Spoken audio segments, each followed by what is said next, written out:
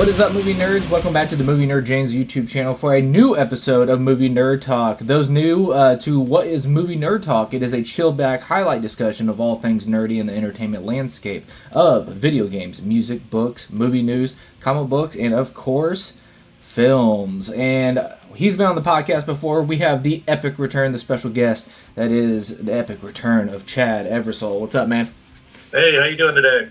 All right, so there really wasn't too much crazy in the movie news this week, but we did have a couple of bites, and I'm really excited about it. Obviously, we're gonna go right into a movie news, and that is finally, Chad. I know I keep updating about this film because I'm very excited. But I think it's more that I'm just like, oh, it's becoming a reality because I've waited 8+ years for a new film from Panos Cosmatos as Flesh of the Gods has entered production. Like, it's actually filming. So it's kind of like a pinch me moment. I'm like, finally. Because what did we do? We did our most anticipated films of 2026. And I was like, I had no updates about Flesh of the Gods. I was panicking. I was like, I don't even know if this thing's filming yet. So it's awesome that it got actually distributed and all that stuff by A24, and it's actually it's actually in production. So it's crazy to say. So it's awesome. Yeah. I know you and I, we talked about it for a little bit. We did our most anticipated stuff, a few months ago now, because 2026 is flying by. But yeah, they're pretty tight-lipped on this movie, and now it's cool to see some developments popping up here and there. So yeah, I think it's actually going to happen. Yeah, the synopsis for the Flesh of the Gods, it follows a married couple in the 1980s. LA leaves luxury life for a nightly adventure with a mysterious vampire, nameless, entering a surreal world of excess and violence. So sign me up, 80s film with vampires. So I'm really excited about it. It's the film is going to officially star Ragnar Moreau, who actually replaced Oscar Isaacs. And we have Kristen Stewart, and then we had Esme Creed Miles, Roland Muller, and Alba Batista. And at the time, too, I know Elizabeth Olsen was attached to this and stuff, but like I said, it's been in production, hell, basically. And it finally happened and stuff like that. But I just found out, I believe if my sources are right, that Elizabeth Olsen is actually pregnant now. So I assume they haven't officially announced or whatever that she's out of the film. So we'll see what they announce and stuff. But I would imagine with her pregnancy and stuff like that. I didn't see her on the casting list, so that's the reason why I'm saying it. There's very little information right now, but obviously, as production comes along and then they go and enter post-production, we'll get some more stuff. But I don't know who's doing the cinematography for the film. I don't know if it's Todd Behancy is what I've seen from a couple of sources, but they haven't been hardcore sources of being fact. And then also at the same time, I looked up on Internet Movie Database. There's nobody in the director of photography, and maybe Benjamin Loeb, who also did the cinematography for Mandy, could possibly be doing the cinematography. So I'll keep a lookout for that. And then also the music, they haven't said who's going to be doing the music score because, obviously back in 2018, Johan Johansson, I think, was one of the best, upcoming music composers. I think he was a very special talent. He's done a bunch of stuff like Sicario, Prisoners, and then also he did Mandy, was his last film that he did the music score on before he sadly passed away. So I'm very curious to who's going to be doing the music score in it as well, so we'll see. But I know it's being written. It's being written by Andrew Kevin Walker, who also did the script for Seven, David Fincher. Oh, so nice. Okay. So that's very exciting. And then, of course, Panos at the helm of this. And, like I said, Panos has only got 2 films. He has Beyond the Black Rainbow and Mandy. His is only 2 films he's got for directing. And then I know he did a episode of the Cabinets of Curiosities. It's called The Viewing, which is an excellent episode on Netflix. But man, I know he's been doing a bunch of producing of music videos and things like that, but it's just so awesome to see him that he's actually doing another film. So obviously you can tell by my excitement. So. No, it's great. And I know on the poster that they have on IMDb for it, there's obviously Elizabeth Olsen is one of the characters drawn into the poster. It's a cool design too, very 80s feel, but they've even gone as far as put the like the little crease fold lines into the poster, like they would receive a folded up version of a poster at the movie theater and open it up, and it's got these little crease lines in it. So Yeah. it's very, very 80s aesthetic, and I, grew up in the 80s, so I love the idea of the, that kind of a look on, any movie or TV show. But yeah, I mean, I'm excited for it. It looks to be a good cast and awesome, awesome directors and other people involved. A24 picking it up is pretty cool, and yeah, it's going to be it'll be a good show. So hopefully it's not just rumors and things are actually in the works, and we'll see something by the end of the year. That'd be awesome. Yeah, I was. Yeah, it says there. A24 is a production on this, and then it will shoot in the Canary Islands in Spain, with the second half of the shooting schedule for Cologne, Germany. Did I say that right? That sounds pretty good. Yeah. So yeah, it's just like I'm super excited. And then obviously too, just showing that it's probably just budget wise and stuff like that. You can film cheaper, not in the U.S. So filming over in Germany and Spain and stuff like that. So and then of course too, you're dealing with vampires as well. So you're talking about like ancient beings and all that stuff. So. You're probably like looking at temples and like old architect and things like that. So I'm really excited to see what he does, especially the 80s, man. That's my favorite decade of film, so I'm really excited. Definitely. But anything goes in the 80s, man. It'll be awesome. But yeah, as of right now, like I said, it is in production right now. There is no official release date for this, but no matter when this comes out, I will be seated on day one to check this bad boy out. So. Very excited. But, all right, so moving on from Panos, Cosmatos, Flesh of the Gods, going into production, we move on to another bit of movie news, and that is Sam Raimi. I heard this back in, I want to say all the way back to like almost 2019, I heard that he was probably going to take a stab at this, but now it's official. It is Sam Raimi is set to helm a remake of the 1978 film Magic.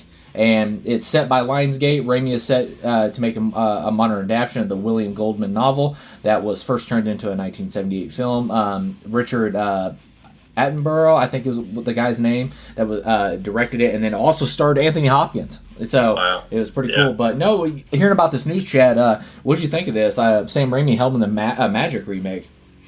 Well, I'm glad it's Sam doing it.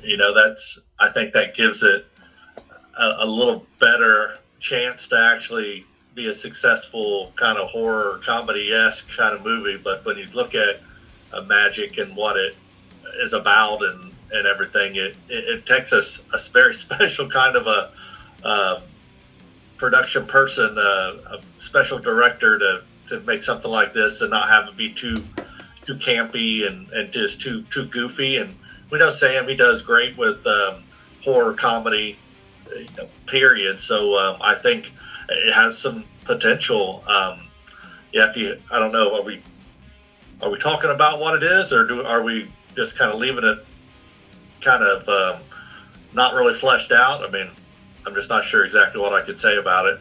Yeah, I had it in my notes or whatever. I was gonna say, I was like, I'm really glad that this is like kind of happening, because it's one of those things too. It's like, I don't know, the first film that's popping in my mind is Equilibrium. You know how that's just one of those films that it's a sci-fi film that a lot of people haven't seen, and then when I turned them, they're like, actually, that was a really good movie. I actually showed Jessica that recently, and she fantastic. Yeah, she really liked it. Awesome. And that's how I feel with Magic. I was like, when they talk about like, you want to talk about like puppet horror or something like that, like Chucky and Megan, things like that. A lot of people have not seen the 1978 Magic movie with Anthony Hopkins, and I think it's severely underrated. And it's not. I'm not saying it because of what the discussion is in this podcast right now. No, it's a really good film. So that's why I was really, I wouldn't say shocked, but I was really happy that Sam is getting a crack at this, because, Sam Raimi, I'm really, knock on wood that this is very solid, but we're going to have like a really solid original and then a really solid remake, I think.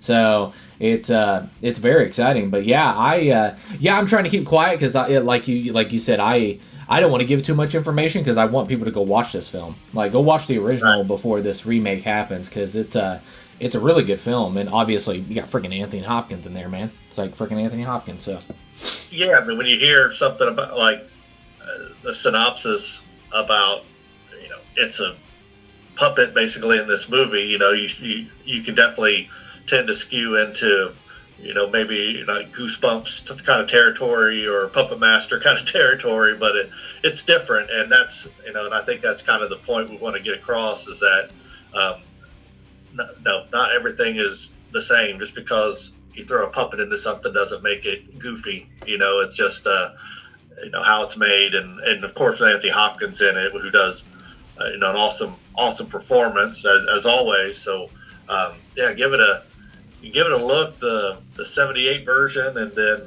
just think what Sam Raimi could do with it, today, and I think at the very least it'll get people excited for the potential that this movie has. So that's and I think that's kind of where we want to leave people at. Yeah, and Mark Swift and Damian Shannon are penning the script, and it's cool to see that continuing working relationship that they just got done doing the movie Send Help as well. So it's nice. it's Awesome. Really cool that they're going to be continuing their working relationship. So that's awesome. And then I don't know, Chad, because like when I heard this news back in 2019, I even said it at the time, and I'm still saying it now. Now that this is official and it's officially happening, is this just seems like a perfect like glove fit for Sam Raimi to go nuts in his very Raimi crazy fashion. So very absolutely, yeah, absolutely. And then after seeing his most recent movie with Send Help, it definitely gets you excited for what they could do. And then you mentioned Megan, and if you think about this ventriloquist dummy, kind of in that vein, that what they did with Megan, and how the movie may not be your cup of tea for the movie, but as far as like the mechanics of a doll or a puppet or whatever being kind of the lead in this role, it can really happen, and it could be well done, and Sam Raimi would be one of the directors that could actually make it happen in a good way. Yeah, and you already nailed it, because I was gonna say, I was like, you got to know it's gonna be probably practical, puppet effects and stuff like that, and it's gonna go very heavy with that, and then also hopefully heavy with the horror and everything. So, but yeah, I'm super excited. Like I said, I thought it was like a perfect fit of the glove for Sam Raimi. I'm like, yeah, this totally seems like something crazy he would want to do, and to pick magic or whatever, it's so cool. So but no, Chad, this is a fun little question too. Who do you think? Obviously we don't know yet because casting hasn't happened. But who could you see possibly working with Raimi and probably be a good fit at the lead of this?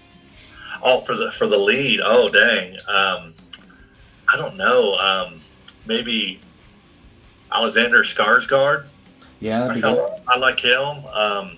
I'm trying to think because he's done some like what was that, the Infinity Pool or whatever that one was that he was in, that it was like it was horror, and he, obviously he was in True Blood, and that's kind of a guilty pleasure of mine. True Blood is, I've seen that whole series through a couple different times, and I always liked him. And then he did SNL recently and was awesome in it. But shoot, man, I don't know what's your thoughts, because I was thinking like a voice for like the dummy would be like maybe like Paul Rudd. I think that'd be funny, because he just did that unicorn movie and was really funny in it.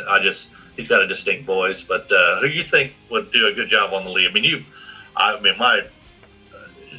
My references for modern people in movies is not not as polished as yours is. That's for sure. You do a lot more movie than I do. So what are your thoughts on a good lead for Magic?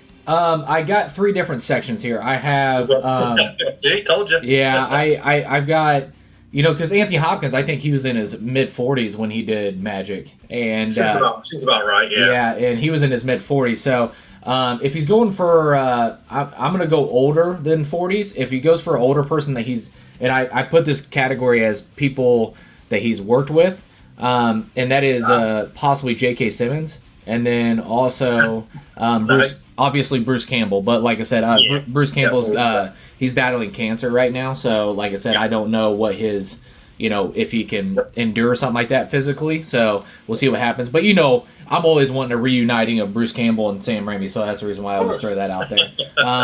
And then if you're he'd be a good dummy voice too, Bruce would. Yeah, and then if you're going for a gender bender, like basically, I think reteam with Rachel McAdams, because I thought she fit so well with Send Help and his zaniness. I thought it was cool. Yeah.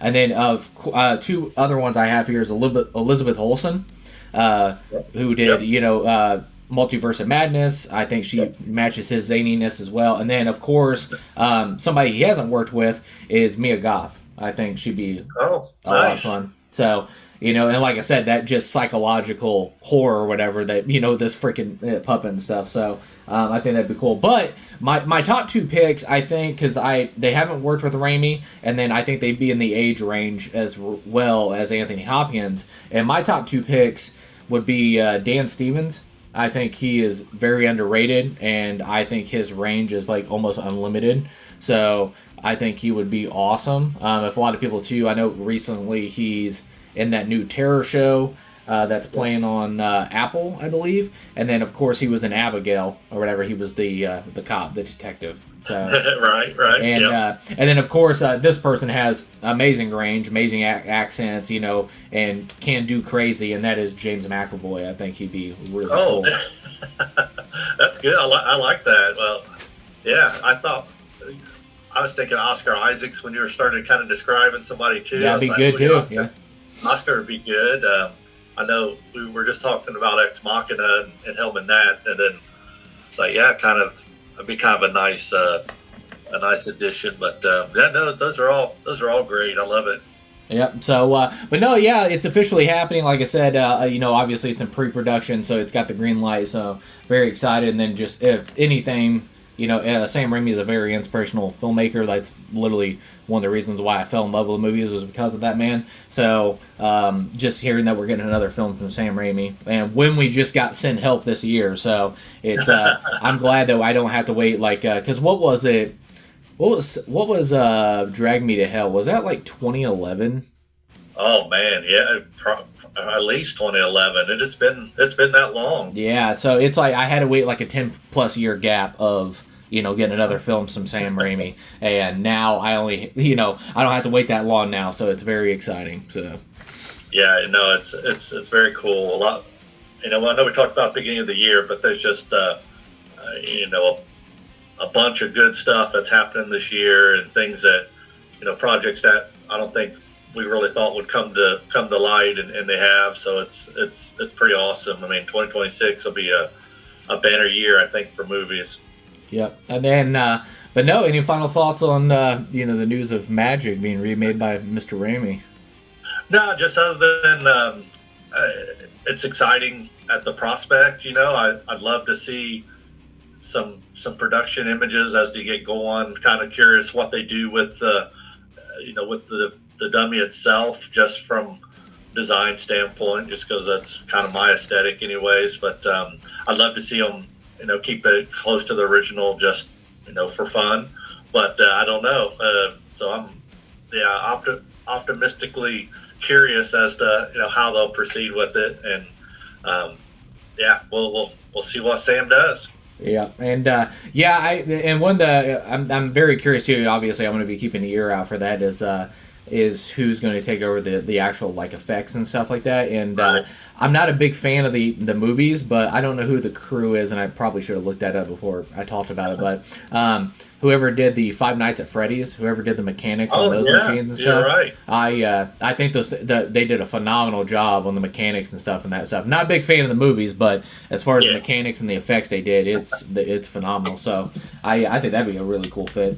But good call. Alrighty. So moving on from this movie news, we're going into official movie review. So, first off, I hate doing spoiler-free reviews. I suck at them. I feel like I just suck at reviews overall, but bear with me here as I tiptoe around these eggshells and everything. And then also, I am wanting to do a spoiler talk for this movie. like ASAP and everything. I know I'm trying to get Jessica to go see it. We're gonna go on a date next weekend to see it, and then I've been wanting you to go see it as well, so we can talk about it as well. But last night I went out, or no, yes, Thursday night I went out and seen Curry Barker's future directorial debut of Obsession. And Obsession, it is after breaking the mysterious one-wish willow to win his crush's heart, a hopeless romantic gets exactly what he asked for. However, he soon discovers that some desires come at a dark, sinister price. So, all right, so I'll try to make this as quick as possible. And like I said, this is a spoiler-free review. So, here we go. All right, so Rock Burwell, who did the music score in this, I don't think he's getting enough love. I think the music score that was done in this is fantastic. I got like a very It Follows, and then also I don't know if you listen to the band called Gunship. I had a little sprinkle of them in there. I don't know why, but it was just vibing with me. But man, the music score is so damn good, and I don't think it's getting enough love. I think it was really well done, and Rock Burwell, I think he killed it in this. And then I loved it so much that I pre-ordered the vinyl last night, and I messaged you too, and I was just like, I'm so hyped about it. But before I get into the main leads, we have Cooper Tomlinson and Megan Lawless as Ian and Sarah. They are a very good supporting cast, very solid, especially Lawless as Sarah.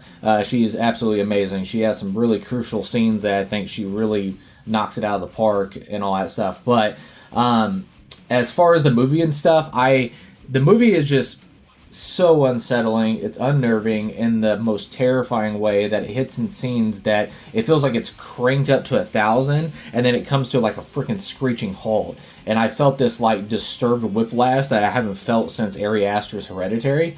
The best way I can explain it is the movie is like an unnerving endurance test for the mental mind in the best way possible. So like I said, I was stressed the hell out through this whole thing in the best way possible, and I really haven't got that effect since Ari Aster's Hereditary.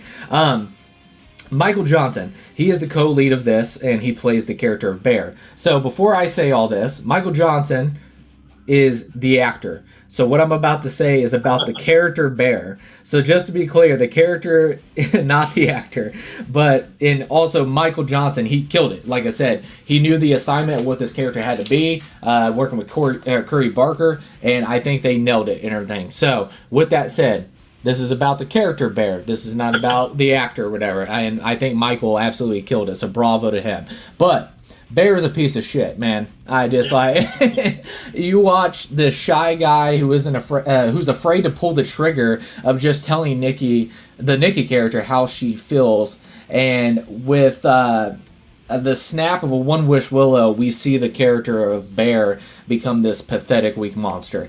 And also, like, once he accepts that the wish has worked and it's real and it's, this is actually really happening, he still proceeds to go along with it, knowing how disgustingly wrong it is.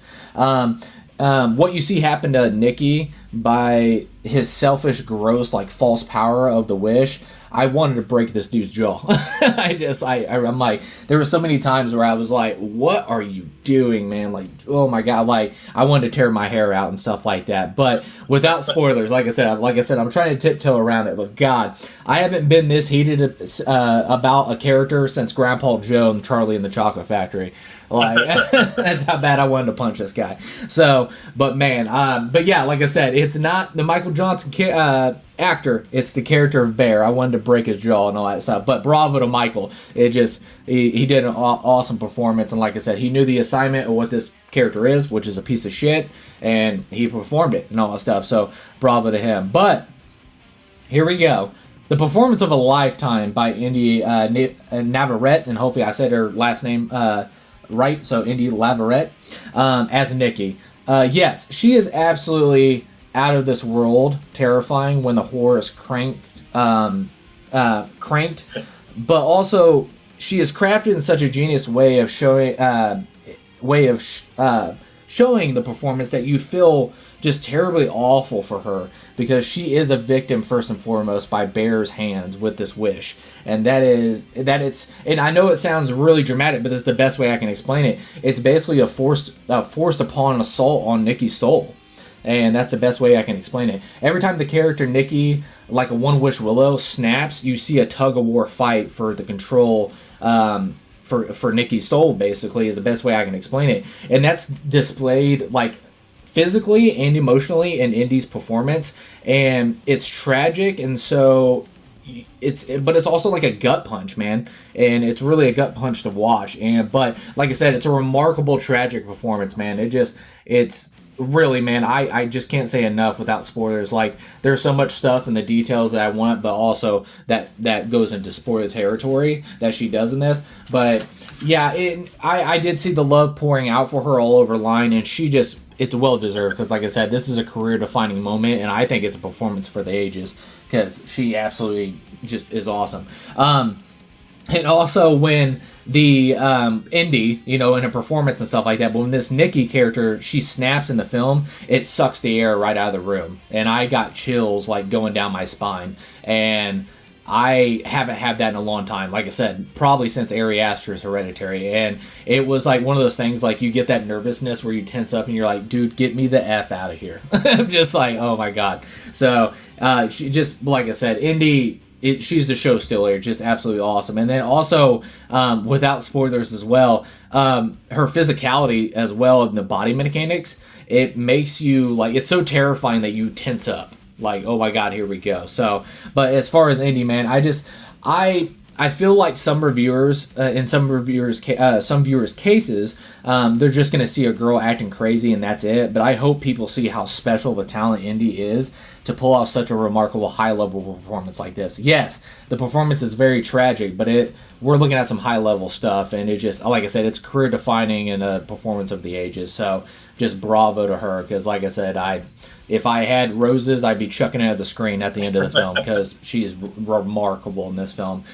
She understood the assignment and the vision that Curry was wanting, and she made it her own. Like I said, I don't think I've seen a performance like this since Toni Collette in Hereditary, Mia Goth in Pearl level stuff, with a sprinkle of Betty Gabriel, who was in Get Out.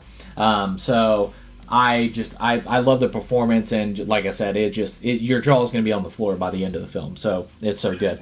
But and then also, Chad, once again, without spoilers, but no joke, disturbing, yes, but one of the greatest death scenes in horror in the history of horror. I'm calling it now. One of the best death scenes. It's fantastic, and it's like that Jack in the Box thing. You see it coming, but when it comes, you're still not prepared. So it's awesome. But to wrap this up, Curry Barker. It just truly, without a doubt, one of the greatest directorial debut features I've ever seen. And I keep throwing Ari Aster's Hereditary out there. Jordan Peele's Get Out. Quote me now. This is one of the greatest directorial debut features. And like I said, years from now, we're still going to be looking back on this. And I know it's still fresh in my mind, and I'm not trying to overhype it for people. I'm just giving you my honest opinion. I think it's one of the best directorial debuts, and I was absolutely blown away. He's a special new voice that has entered the world of horror. I can't wait to see what he does next with his movie that's actually shot and in the can and all that stuff, is in post-production, is Anything But Ghost. And then also he's going to helm a remake of the Texas Chainsaw Massacre from A24. So, and good for him, man. Just bravo to him. I was just so happy for the dude. And of course, he's done a bunch of like TikTok, YouTube, things like that, making videos for years. But he's a filmmaker first and foremost, and good for him, man. Just, you love seeing stories like this, like these underdog stories of just coming from these filmmakers that come up and stuff like that. I was literally getting like the Sam Raimi dream of, like, with Curry Barker and stuff like that, just making his own film, going out there and doing the damn thing. And then here we are with Obsession. So good for him, man. Just absolutely amazing. But as far as a score, I am giving Curry Barker's Obsession, I'm giving it a 4.5 stars out of 5, and I'm going with a 96%. I'm going to go see it again. I want to see it again so freaking bad.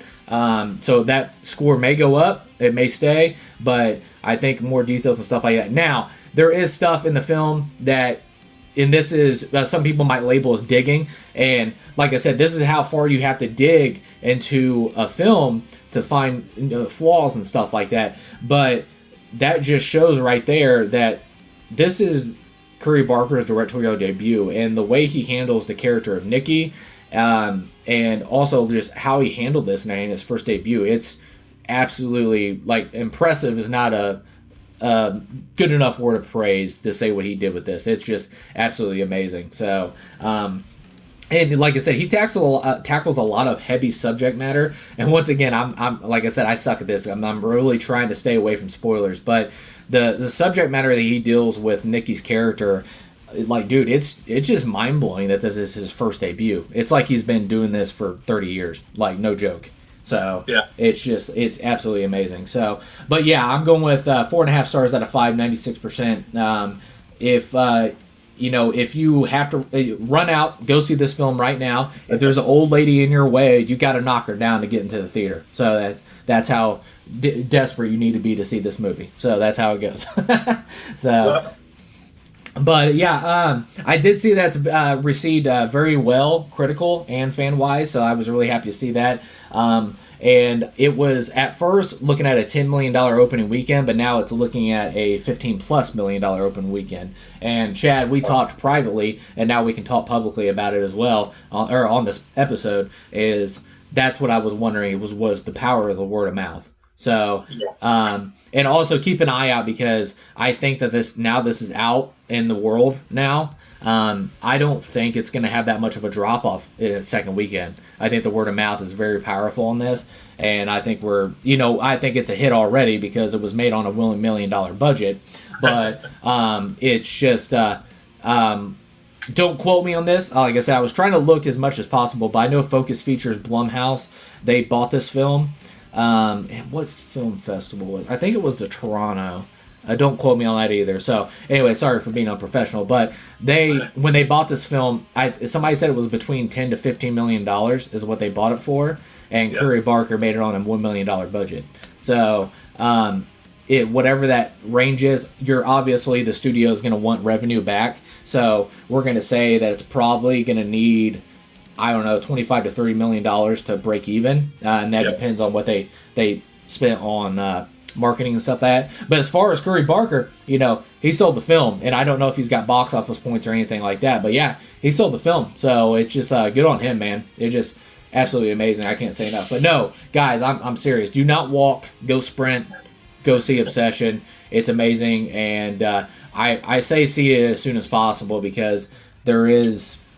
I've seen a lot of people showing clips already online, of things, and I'm just trying to just stay aware. I know the internet sucks, man, when it comes to spoilers and stuff for films, but yeah, go see Curry Barker's Obsession, guys. I hope I didn't overhype it for you. I really do, but like I said, I have to be honest with you. My honest reaction to the film, and I just thought it was just absolutely amazing, and.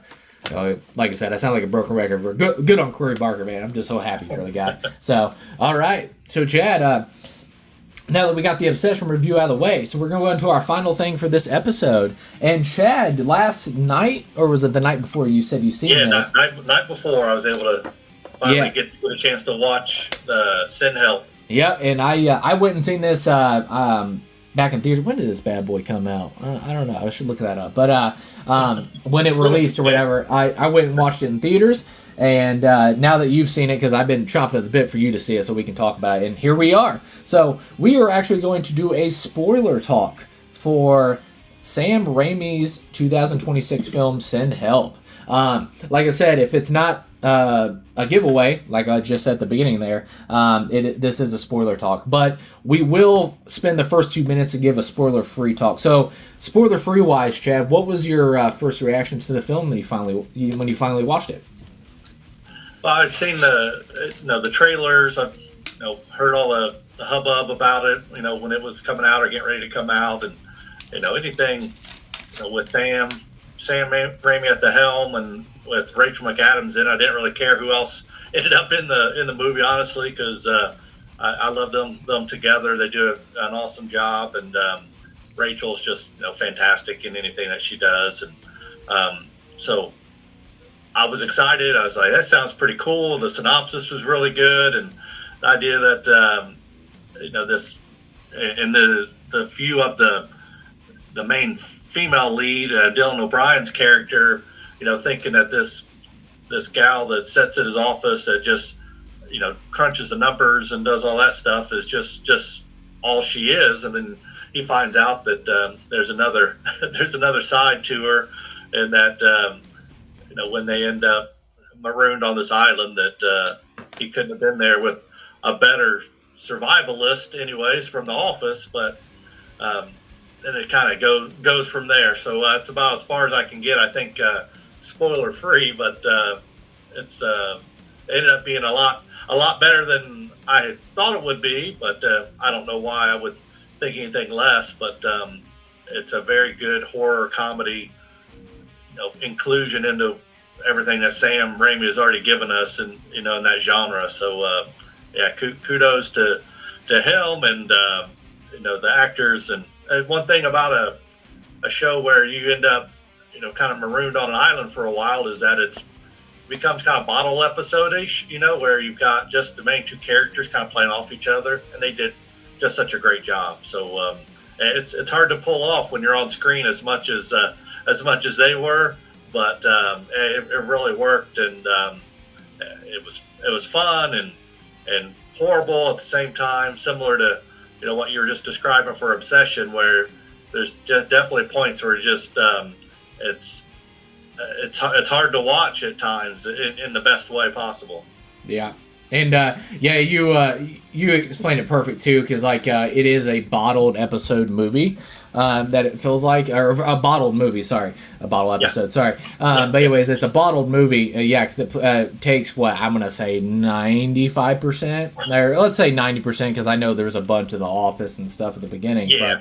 But I'll say 90% of this thing takes place on the island, and just the two characters. And I was very curious when I first heard that he was doing this, and he described it as a Castaway, but horror. And I was just like, okay, and you're trapped on an island with the worst person, or the person you think is the worst person in the world. And I was just like, oh, that's interesting. But also, how does Sam Raimi's zaniness come into this and stuff like that? And how can he insert his Sam Raimi-ness into this movie and stuff like that? And he absolutely does do that. It's awesome. And Rachel McAdams, she's absolutely amazing. I thought Dylan O'Brien was awesome. Their chemistry of matching the wackiness of Sam Raimi in the best way possible. So it was just so much fun, and I think a lot of people will have, and I know a lot of people are having a lot of fun with this film, and even people that aren't regular moviegoers like me and you is they've even come into me like work and things like that, like, yeah, I watched that Send Help movie. That movie's a lot of fun, man. So it seems even the normies are having a really good time with this, which is awesome. So but yeah, definitely check out Send Help. But now we are going into officially talking spoilers for the film. So if you have not seen the film, save this episode, go watch Send Help, and then come back and you can listen to the spoiler talk and stuff like that. So there is your warning out of the way. Here we go. Spoiler city beyond this point, people. So here we go. So, all right, chat. So where do we start? All right, so Rachel McAdams, she plays the character of Linda Little. She's every bit of a character that everybody can relate to, like the hard-working, get stuff done, the smart one, all that stuff. Yeah, she's a little quirky and awkward and uncomfortable in conversations and stuff like that, but everybody can relate of getting in the shaft at a workplace. So I'll let you take it away from there. So. Yeah, no, that's a good way to start. So we are first introduced to Linda. She's in the office, and she's all excited because the current president of the company is about ready to retire, and his son's going to be kind of taken over, and she's been told that once this transition happens, that she's up for a vice president position. She's been with the company for 7 years, and has paid her dues basically, and then you obviously know what's going to happen from there. That the new guy comes in, and he's a nepo baby that instead wants to promote his his buddies and folks who haven't been there, as long as Linda has, and then so she takes exception to it, and good on her. Actually goes in and talks to the guy and says, this isn't right, and I've been here all these years. I do all this stuff for the company, and yeah. So, hey, I want to back up real quick. One of the funniest things too is right before she does that is Sam Raimi's really well known for doing this and stuff like that, and that's what makes his filmmaking just so genius and so over bonkers and just funny. But he does this those massive close-ups of like eyes and mouths and stuff like that, and then she when she first introduces herself to Bradley, she's eating this like tuna fish sandwich, and it's like there's like massive close up, and there's just this big chunk of tuna fish just hanging off the side of her mouth, and you can just see the close up of Dylan O'Brien's eyes just like focused on it, like that stuff. So I just cracked me up, man. And then of course, what was it? What was it? State Farm is I forget the actor's name, but where he's like sitting in the office and Bradley's like, "What's this on my hand?" And he was like, "Oh, yeah." He's like, "I don't know." And he was like, "Smell it." And he's like, "No, I don't want to smell it." And he was like, "Smell it." And then they does this like crazy close up of this tuna fish on his chunk on his hand, and then you have the nostril like sniffing and all that stuff.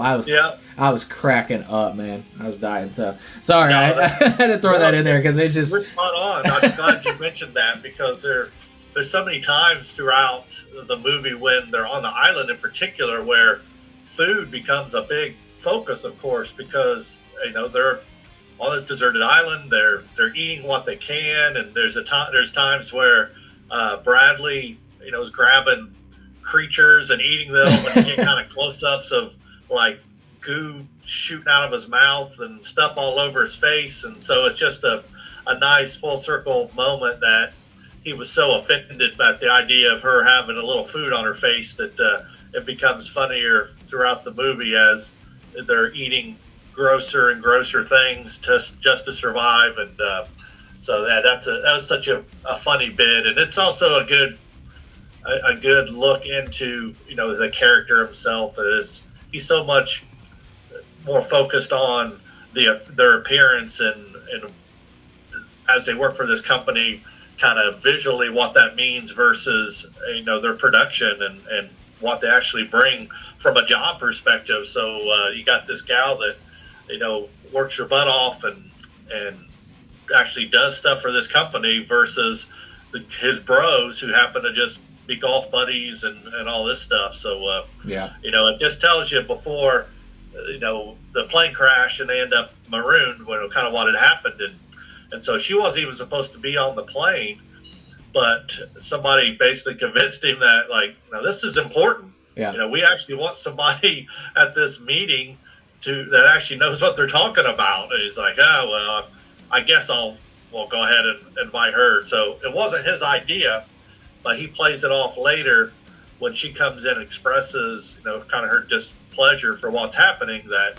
hey, you know what? I just had this idea. Why don't you come with us on this really important trip and we'll kind of, figure it out from there. And he has no intention of, keeping his word and actually, promoting this lady, but he knows that he'd be in trouble if he didn't bring somebody who actually knew the numbers and could explain them. So it's, we've seen that trope in plenty of movies and stuff, but it still works, and I enjoyed kind of their back and forth. And I don't like the Bradley guy from a movie standpoint just because he is such a piece of crap. I don't like that, but she does an awesome job. You get to see before they go on this trip, kind of back at home in her apartment, she's with her bird and talking to her bird Sweetie, and they do some very Sam Raimi-esque kind of pans through the apartment. You can see all these books on her bookshelf of different survivalist stuff that she's into, and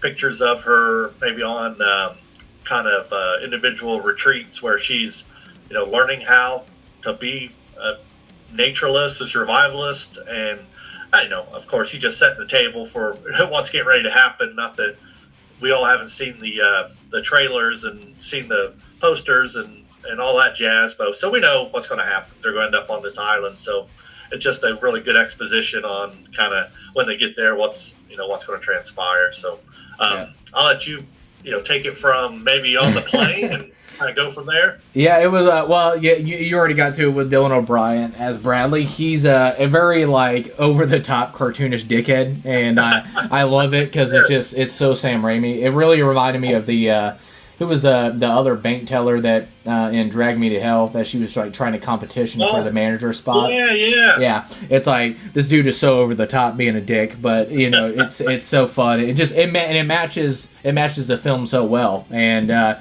really gives that like a really punch forward that you're really wanting this guy to get. Because Jessica, when she watched it, she's like, when's he die? When does he die? So so she couldn't stand him. But no, I was funny too back at the office scene when he tells her that obnoxious odors or whatever. I keep getting complaints and all that stuff. Yeah, noxious odors. And he was like, no more eating at your desk. And then she comes back and basically the whole office is staring at her. And, here goes my autism or whatever. But it was really funny. The girl that worked behind her, that was actually Sam Raimi's daughter. So, oh, it is? Okay. I thought that might have been, but I know she wasn't she in Drag Me to Hell? Yep.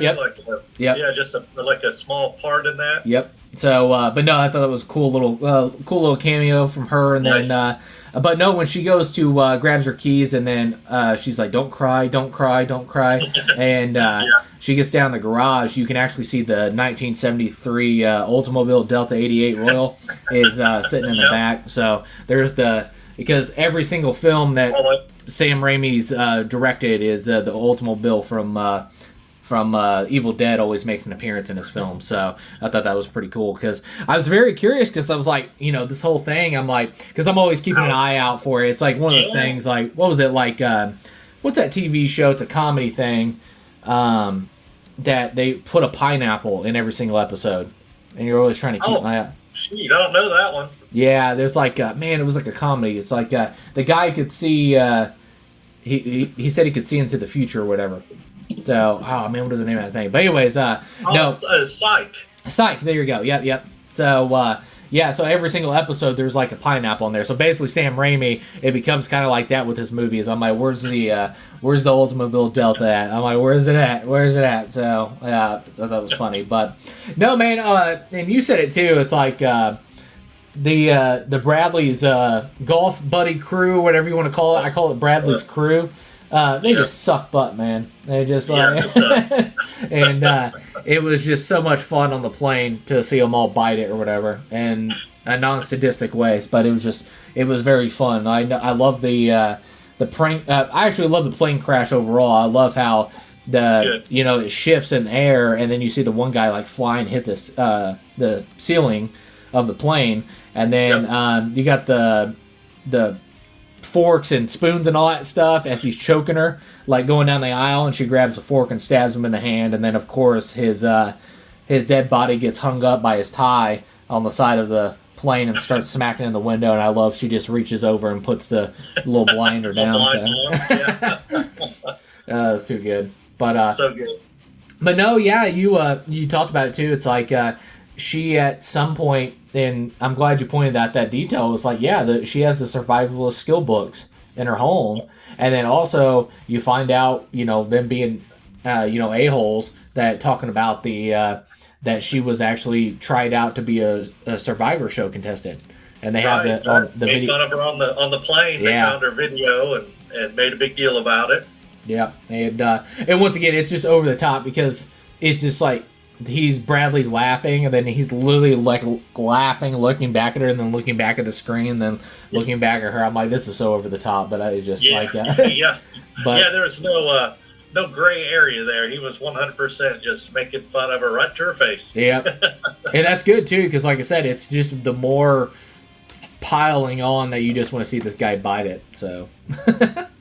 No, he. The second he walks on screen, you wanted to see this guy bite it. He didn't have to say the first word, but he just with the rest of his actions throughout the movie, he definitely got what he had coming to him. Yeah, but no, and about the plane too. When it hits the water, I love that little zoom in shot of like Rachel McAdams screaming. That's a very like Evil Dead. And then Definitely. and when they hit the water and then she's underwater, she gets the the seatbelt unbuckled, and then she goes to crawl out, and then all of a sudden you got that dead body with the screaming face froze. Yeah, she screams underwater, which was awesome. Yeah, I was like, oh dang, that was really good. Yeah, so and that's what I mean, man. I was very curious. I'm like, how is Sam Raimi's zaniness and horror can be implemented? And it's just little things like that. And then of course, like I said, we get to the island, and I'll let you take that away, Chad.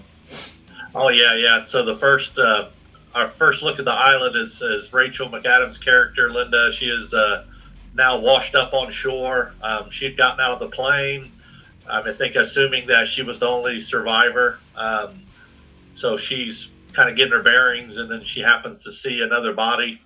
And when she goes to check it out, of course, it's going to be Bradley. We knew it would be, but so she also sees that he's injured. He's got a badly injured leg, and so she, I think, just goes into survival mode. And so she's starting to work on shelter and just putting all of her skills to the test, and gets him kind of sheltered and protected while she works on gathering water and start to look for food and starting to build an even bigger shelter.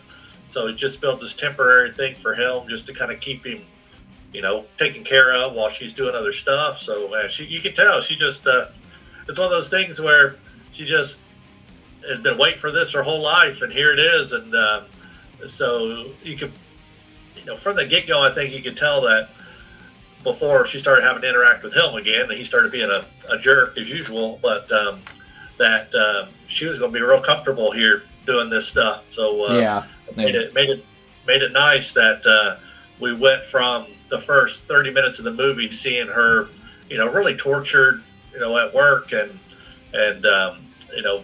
taken advantage of, and just completely forgotten about, really, and to where now this is where where she wants to be at. And so things kind of just go from there. Go from her first attempt to get them some food other than like sea creatures, and so she's actually stalking a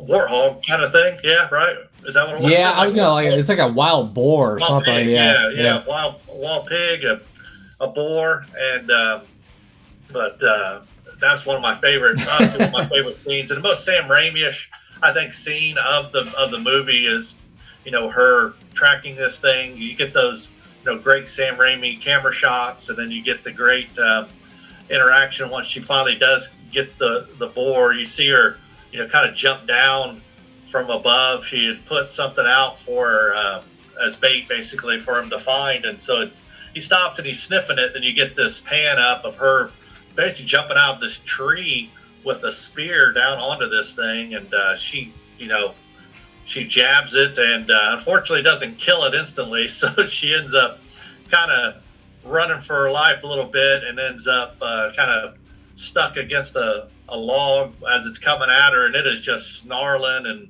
it is pretty terrifying. He did an awesome job on it, and it is not practical. It is a CG looking creature coming at her, but it's well done.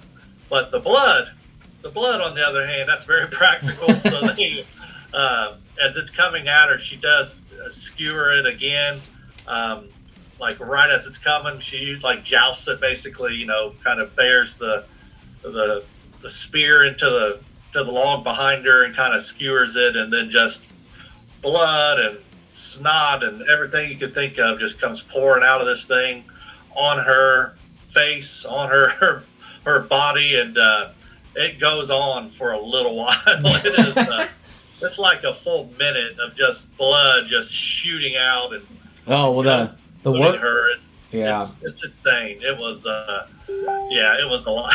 It was a lot. The snotting and the snarling, and then she ends up breaking the first spear, she grabs it and starts stabbing in the eye, and his eye's like hanging out and stuff. It was, yeah, it was wild. It was pretty wild. I'll let you interject here with your thoughts on the boar skewering. Yeah, no, I was gonna say you got it though. It was the grosses me out was when it started like shooting out like loads of snot or whatever. I was like, that's great. I'd rather have the blood on me. Oh yeah, she's screaming the whole time, and blood and snot's going all over her face. Oh my gosh, it was crazy. Yeah, and and then like you said, going back to when they first get to the island, you start to see this transition, and it's very, very awesome how Raimi does this. Is like you see Rachel McAdams when she's at the office. She has this like uncomfortable awkwardness to her, like in conversations, how she walks, how she dresses, all that stuff, and then she's uncomfortable in her environment. And then you have, Bradley, who's, very comfortable in that environment, and he has the power upper hand is basically the best way I can explain it. And then you see those dynamics shift when they get to the island. Like, she's in her comfort zone. She's in, what she excels at and all that stuff. And then, of course, she has that scene where she goes to the waterfall and stuff like that, and it's so funny because like even when they're trying to make Rachel McAdams look unattractive, she's still a beautiful woman. So but when she gets to the island and stuff like that, she sees a reflection and starts seeing like the beauty in herself and her worth and stuff like that, and it was really cool. And then obviously that transitions into the power confidence as well as, hey man, we're not in the office anymore. He's like, and he's being like a little ungrateful little bitch, and she's like, yeah, we're not in the office anymore, and it's so awesome to see those dynamics like shift when they get to the island. So I thought that was really rad. Yeah. Well, there's even a point where, in the infinite wisdom of Bradley of I get whatever I want, and he says to her that, watch how you talk to me. And she's like, what do you mean? And he's like, well, I'm still your boss. And she's like, not here, you're not. Yep. And then she leaves him, like still injured, and for a good couple days where he's trying to find water, and he even is sitting there watching his watch, like time means anything on this island, but he's watching his watch like, well, she'll be back. And then when she's not, he says, well, she didn't even leave me any water. It's like, come on, man. This guy is he's just the worst. And when she finally does come back after, letting him kind of stew in his own juices for a bit, it's good. I mean, you feel like kind of the tide has turned a little bit where he is going to appreciate what she's doing, and you kind of see that through a couple of the montages and the interactions and stuff, but in the end, you just, you realize that he's just doing what he does, which is just taking advantage of somebody who's better at everything than he is, but yet he gets to be the top dog because of, who he is. So, it's it's nice when in movies when they get their comeuppance like that, so he deserved to. Yeah, and going back to when they first get to the island and all that stuff, I don't know what it is. I can't explain it. It's kind of like when I watch horror movies. I don't know why, if like violence and stuff happens in snow or whatever. I think that's just like the coolest thing ever. I don't know what it is. Like maybe it's aesthetic pleasing or whatever. But when it comes to like survivalist skills, like it's like crafting and like making all the stuff that she does. Yeah, and so it's like I love that. Yeah, that's. Yeah, that's what I love about like Castaway and freaking The Martian and things like that. It's just like like survivalist crafting just to survive, and it's I don't know why, I just think it's the coolest thing ever. But no, like you see her like collecting the actual rainwater with the leaves, and then she ends up building that the tourniquet for his leg and all that stuff. And basically if you can't get sunburnt so bad, so she makes a little canopy thing for him and all that stuff. But it's just I don't know, I just always get a kick out of that. And I did think it was funny, jumping to the credits or whatever, they actually have legit like step-by-step like survival tactics if you ever get trapped on an island, and all that stuff that she was doing in the film is in the credits. So it was really cool for Raimi to throw that in there, so I thought that was really cool. But no, I just get a kick out of that stuff. And she made her like cool little spear with her cool little backpack, collecting melons and all that stuff. And then of course how you pull up the what do you call it, like it's like basically like bundles of sticks, like basically it uses rope from the sand. Yeah. And, right, the stuff. vines, the roots and stuff. She turns those into ropes and all that jazz. Yeah, very. I think when you and I were talking about it, and I think you mentioned it before. It's very, like a Castaway, but with horror thing, and that's kind of where it comes in, and it has to be founded a little bit in reality for it to feel real, and that's was a great thing about her. Kind of getting to see her crafting all this stuff and all the things that she was doing just to make sure they could survive on the island. And I think we probably get a little of that from some of our video games where you get to see the guy crafting from like first person perspective. Yeah. Things and all that jazz. It makes it really fun. But so at this point, they're on the island and he kind of is going along with what she's wanting to do, and so they can survive. And the thing about it at this point where she's scavenging and she actually sees the first time she sees a boat kind of coming to the island. Yeah. And she actually says, not yet. It's not time. So she's enjoying her time there. And I don't know if she's enjoying her time with this guy or not, but at least she knows she's got a captive audience with this guy. Maybe. Yeah. The first time, you think in your head this might be the first time that she's, been around a guy, So and then you find out that it isn't. That she was actually married for a few years, and she's married to a drunk, a very abusive husband. And so I think at that point things kind of change in your mind a little bit about who this gal is. I mean, she's a survivor, period. When you throw in a husband that maybe was abusive toward her, and then you realize like, oh yeah, she made it through that, and she describes a story where he was drunk and was looking for his keys, and she'd always kept hiding them so that he wouldn't go out and do something dumb, and this night in particular she said, yeah, screw it, and gave him his keys, and he ended up getting into an accident and dying. So you see that she's capable of kind of these hard decisions, and she might not be as sweet and innocent as you're led to believe from the get-go. So it's kind of where I think the next act kind of turns, and you start to see more of the harsher part of her personality and what. With all the stuff that she knows about surviving and stuff, that is kind of where we end up, through the rest of the movie. A different level. Yeah, and like even in that conversation about, when she was married and talking about the keys and leaving them out and stuff like that, she says before that too, which that's how I took it. I don't know if I'm wrong on this, but so apologies if I am. But she says, and then one night he did something terrible. Even for him and stuff like that. So I take it that he sexually forced himself upon her, and she was like, "Well, here's the keys," and basically, she knew he was gonna die, and but like I said, here's the keys. And once again, he killed himself or whatever because every night he was trying to go out and drink and all that stuff. But so it's a very, very, very heavy scene, and I think.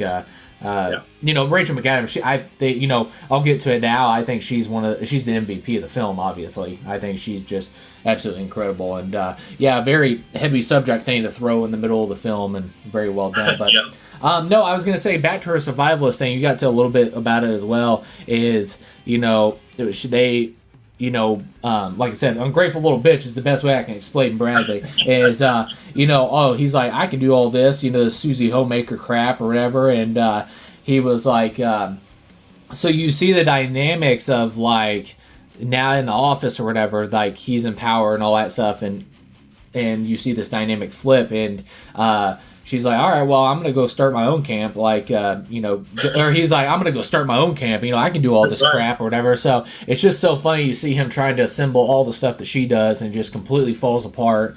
She scavenges like all kinds of fruit. And like basically has a buffet over there, and he ends up finding this freaking beetle or bug or whatever it's called, and ends up eating it. And a cool little fact about that is it's called a water bug, and when he eats it, it was the practical effects behind the scenes. It was a 2 millimeter hollow chocolate shell filled with a pistachio and Dubai chocolate and coated in gelatine. Body scented with strawberry and vanilla. So, but it's just incredible too because it looks like a real bug. So when it looks terrible. Yeah, it's great when he takes that first bite and it just shoots out the blue. It's like, oh man, it was hard to watch, but now I feel better now. Yeah. So it's just it's too funny. But no. And then of course, like I said, I think we got. Oh, okay. So. That was the scene I was going to talk about. So, one night he's like, well, let me make you dinner, and she's like, really? All that stuff. Like, let me make you dinner and all that. So she's like, yeah, that'd be great. So he like basically sets it up. Obviously, they're on the island, but they set it up like a 5-star restaurant, and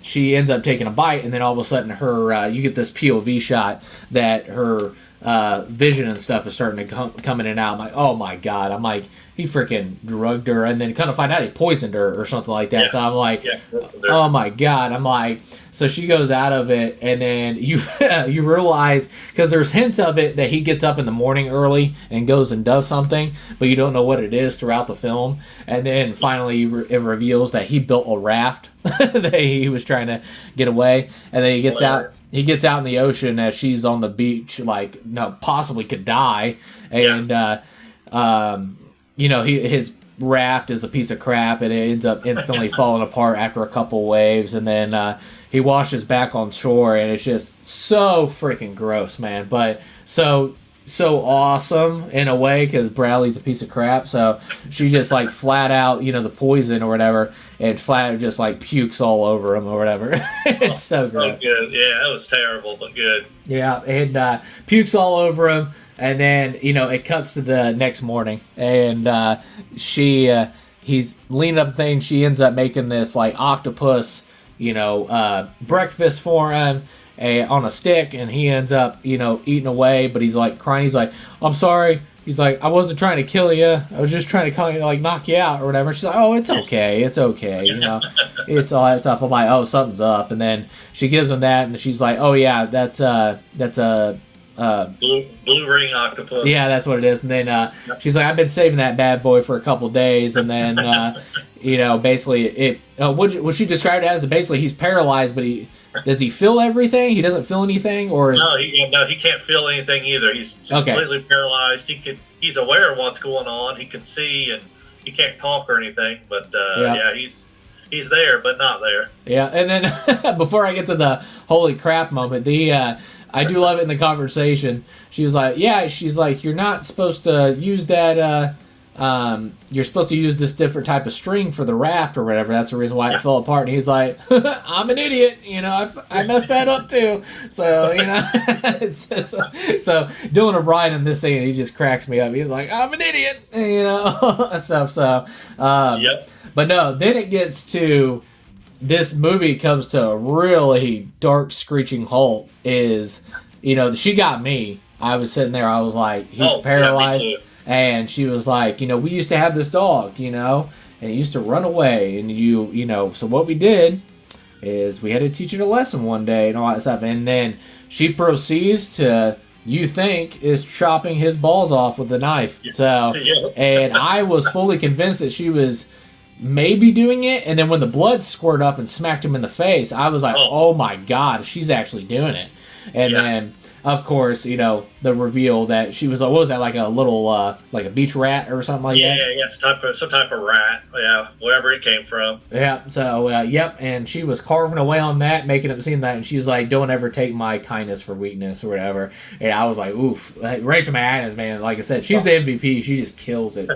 So Yeah, no, she was awesome in that, and then definitely changes the whole tone of the movie going forward because then it ends up starting to get more violent and more desperate. On kind of both their parts really. So, one thing that we didn't touch on yet was that there's times where she was kind of disappearing and doing things. We assumed it was hunter gathering, and all that stuff, but in the end we find out, we mentioned the boat earlier. Well, that boat. I wanna wait on that one real quick. I wanna wait on. Okay, but before we get to that, because that was a huge twist at the end. I was like, what? And then a lot of stuff. But no, the one I wanted to get to was. We find out that, and I do not know her name. If you could look that up, Chad, is Bradley's fiance has been looking. Has been looking him for weeks, and then she ends up seeing Linda on the side, like you said, hunter and gathering, like fruit and stuff like that. And the jig is up. It's like, oh crap, they found us. So, and this is, like I said, we've seen the basically to put Bradley in line, the whole ball chopping fake out or whatever.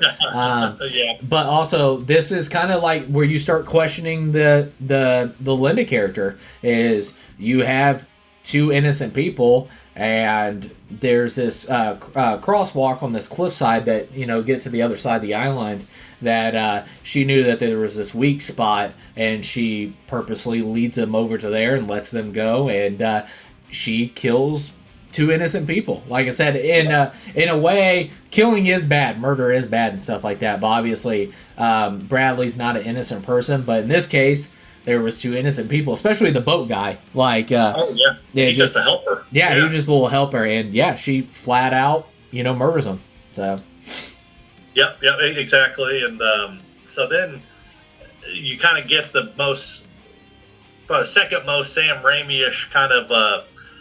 Part of this movie, which is now Linda starts to kind of hear voices. She's hearing Zuri, yelling for her basically, and she ends up walking out into the beach, and you get this body coming up out of the water, and it's like kind of contorted, and then when it stands up, and it's got a very Evil Dead-ish kind of feel to it when she kind of pops up, and it's like you killed me, and she's just it's good. It's got you can tell that Linda is kind of losing her mind now at the idea that she has killed these two people, and it's kind of not going to be a smooth transition as we move forward with the rest of the movie after. This is kind of weighing on her mind a lot, and it doesn't help though that maybe even the next day when Bradley finds the body of Zuri.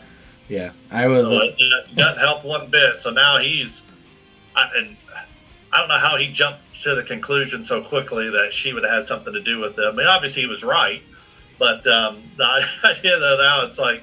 Not even question how did my girlfriend end up on this island or his fiance on this island, but he finds her arm kind of sticking up out of the sand. You can see the big ring and the exposition of the giant ring on her hand and stuff. So he takes it, which I thought was really weird, but pulls the ring off and has it on his finger, on his pinky, and then shows it to her. And then she starts kind of breaking down oh no, it was an accident, so. It's kind of where we're coming to the final act of Sin Hell. Yeah, and it's so funny. I'm glad you pointed that scene out because I was going to say I love it because the hand is just perfectly sticking out of the ground, and it's just that one body part. Of course, it's going to be the freaking gigantic ring that he got for her. So I was just cackling because me and Jessica both laughed when we seen it. We were just like, oh my god, it's so funny, and. It's too funny. But you get to you got to it as well. Is he goes and he confronts Linda about it on the beach, and it goes from there. And you realize that he actually has this knife that Linda has been using. He has the knife.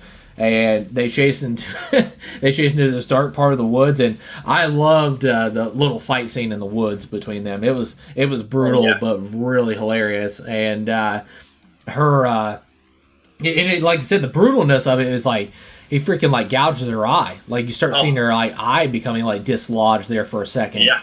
And and in Sam Raimi fashion, those iconic horror looks and stuff like that, it literally looks like she's crying blood, which she probably is, because it's like that looked like it was horribly hurt. But and then we see that she stabbed Bradley in the side too, so he's probably bleeding out from the side stab. But though the most hilarious part is when she you realize that she's got the ring, and then she opens up her mouth because she like bit his finger, and she was like, and she ends up swallowing it, and she's like, "Fuck you, Bradley," or whatever.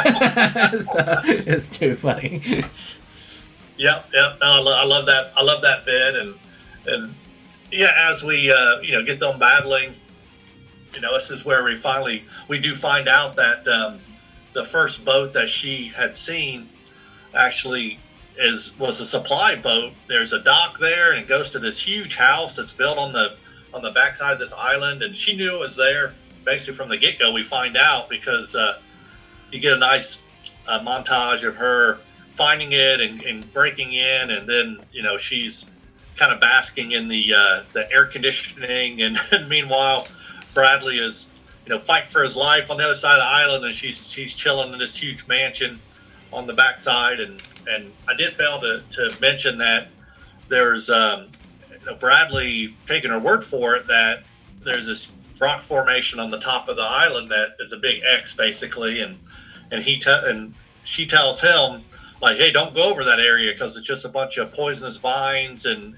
thorns and stuff, and it'll really tear you up. And he's just like, all right, sure. At this point, he has no reason to doubt her because she has, kept him alive on more than one occasion. And so, coming to find out, it's just because she didn't want him to see the house, and a way to basically communicate with the outside world. And she wants to keep him there a little bit longer to survive on her terms, basically. So, the final act, we end up, getting them chased to the house, and the whole time we find out that she is now in the kind of the control room, and she can see all the cameras and stuff, and she's in his ear because of a PA system throughout the house, and she's kind of taunting him with all the all the usual horror movie kind of things. But it ended up being a pretty interesting scene.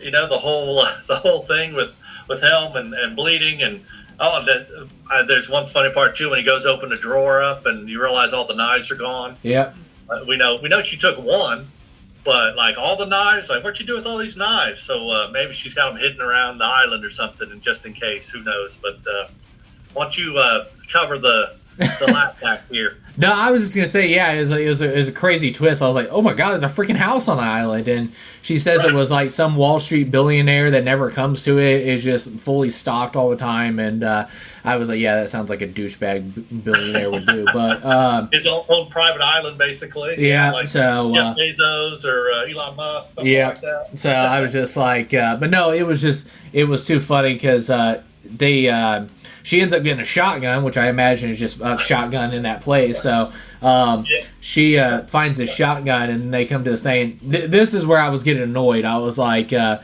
I'm glad they threw this like really funny moment in there. But she has him literally at gunpoint, like literally has him, and she was like, he was like, I want to stay here, forever for you. I love you so much. And she's like, that's what I've been trying to tell you, but you weren't listening. He's like, I'm a fucking idiot, all that stuff. So he brings that quote back. So I just thought that was so funny. And then she looks over and realizes one of the, it's like basically this like tribal mask or whatever that has these horns out of it.